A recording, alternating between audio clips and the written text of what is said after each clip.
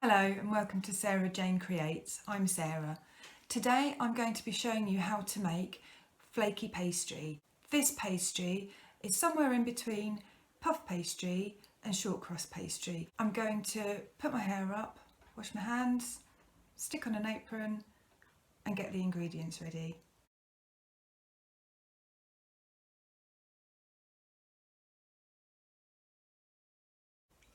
You'll make about 400 grams worth of pastry today, and I'm going to be working using a glass bowl so that you can see what I'm doing. And of course I've got my trusty non-sharp knife. Try and keep your hands out of the mixture as much as possible. I've got my flour, which is about 225 grams or 8 ounces of flour. I've got my 175 grams or 6 ounces of butter. I use unsalted butter. And I don't know if you can see that very well, I've divided it into roughly 4 equal portions.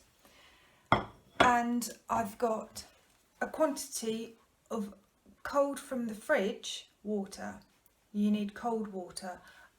If you can prepare some in advance by putting it in the fridge, perfect. The first thing I'm going to do is I'm going to get my plain flour and just tip it into my bowl.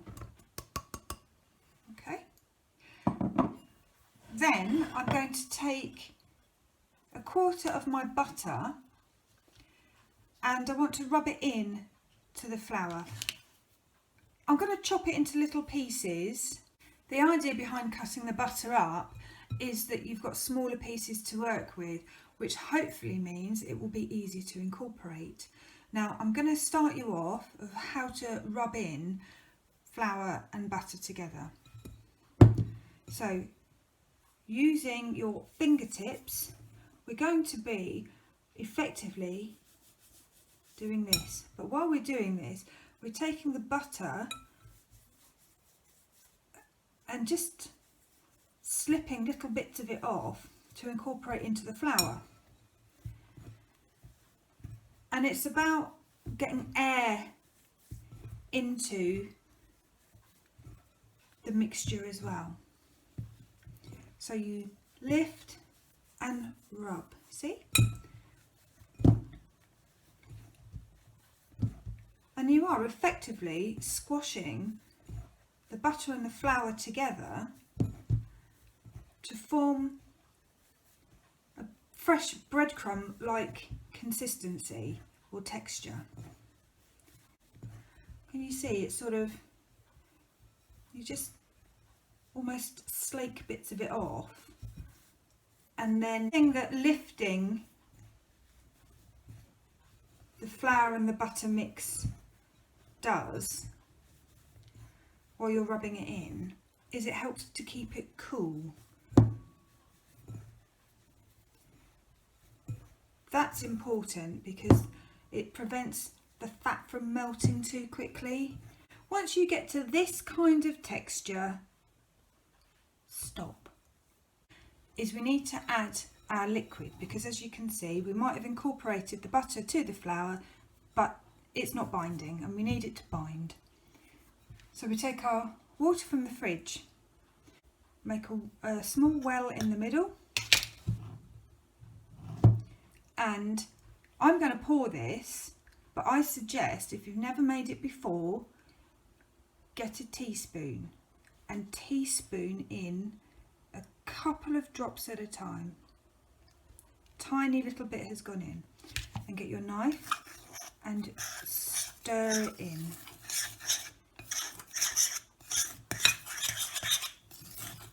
Do not be tempted to rush this part. If it's still looking as if not much has happened, again make a well and add a tiny bit. This is the point where you can add flavour as well if you want to. So instead of using water, you could put in a squeeze of lemon juice or a squeeze of orange juice as the liquid, part of the liquid component for your pastry. Obviously that depends on what you're making, but if say you were making a tart or citron and you wanted to zing up the pastry element, ideal.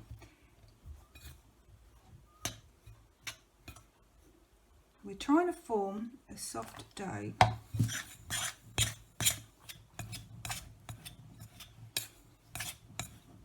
You see it's starting to stick now.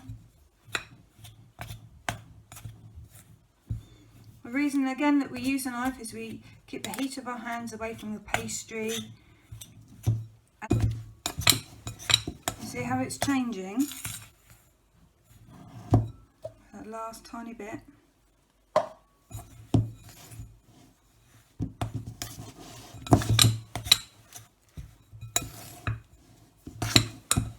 Right.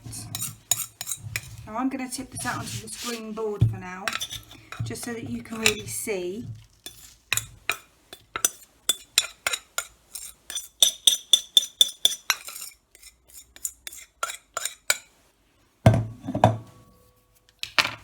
There.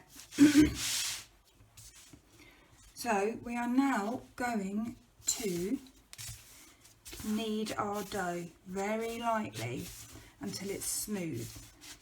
Okay.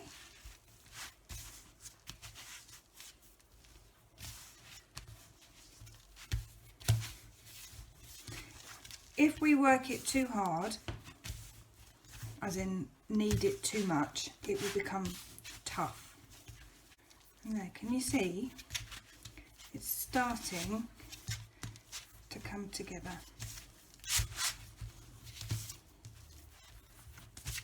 There. And we just gently knead it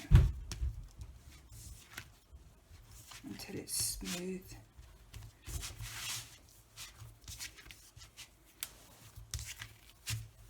If you do need to add a bit of flour onto your surface, a very, very light dusting.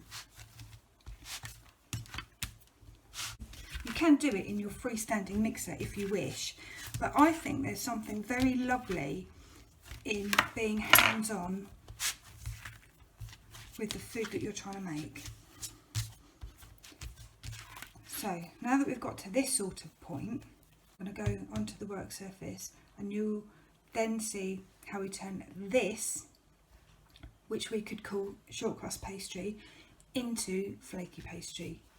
Using the same flour that you have used for your pastry, lightly flour your work surface. If you feel it sticking, just lift it up and move some flour underneath. And again, if you feel it sticking to your rolling pin, just dust with more flour. Try and keep an oblong shape.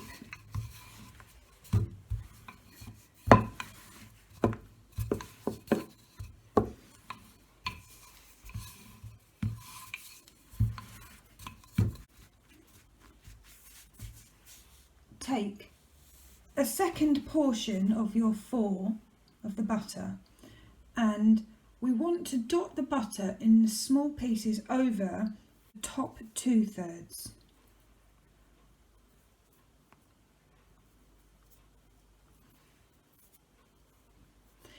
What this is going to do eventually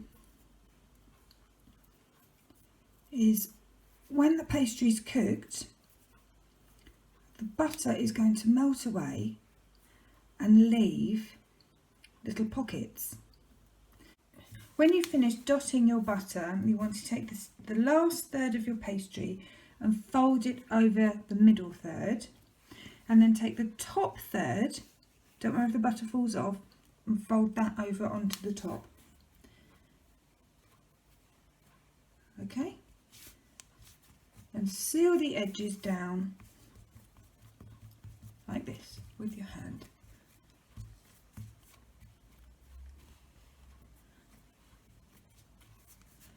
So just wrap it in the baking paper or cling film, whatever you prefer, and leave it in the fridge for 15 minutes. So always starting with the folds of the pastry to the left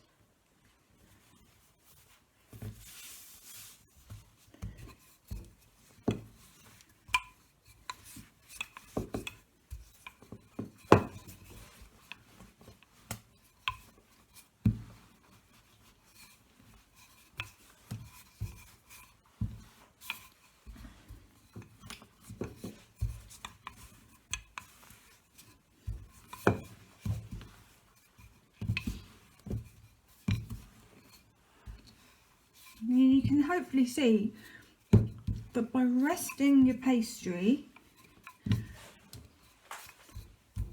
it doesn't fight back so much when you're rolling it out. So again, divide it into 3, take your butter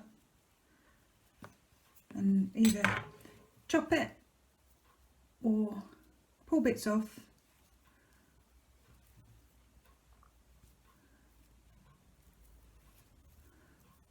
and oops. Right, so take the bottom third over and then the top third over.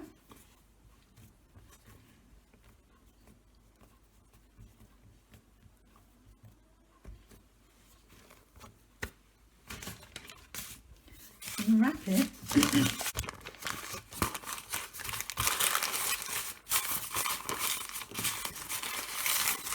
Wrap it back up in your baking paper, ready to go back in the fridge for another 15 minutes. Then we'll come back and we'll incorporate our last chunk of butter into this, and then we'll need to rest it again. And here we are, ready for the last addition of the butter. So we're going to roll it out, try and keep a shape to it. And just exactly the same as before. Butter into the last 2/3 of the pastry. Fold over the bottom third and then fold over the top third. Just seal the edges. Oops. Wrap it in the paper or the cling film again, and this time it needs to rest for 30 minutes. Once it's done that, it will be ready to use. And that is how you make flaky pastry. And that's how you make flaky pastry. Problems with pastry. There are a few things that can go wrong with pastry. For light pastry, you need to incorporate as much air as possible, which is why when you're rubbing in, you lift the flour and the butter through your fingers to let the air go through it. If your pastry is tough, then it could be that you've used the wrong flour. I would always recommend using plain flour for pastry making. It's because you've added too much water, as is in the case for short crust pastry, or that it's cooked at too low a temperature. Once you've cooked your pastry, if you find that it shrinks too much, then it could be that the pastry has toughened in the making process. It could be that you've twisted cutters if you've used them when you've cut them out, or you haven't relaxed the pastry properly in the fridge prior to cooking. If your pastry comes out of the oven and it's an uneven colour, it's probably because the pastry hasn't been rolled out evenly, or the oven temperature is uneven. So if you know that your oven doesn't cook evenly, you might need to turn the goods halfway through cooking. If you're making a pastry case and the sides collapse, that could be too much fat, so that there's not enough structure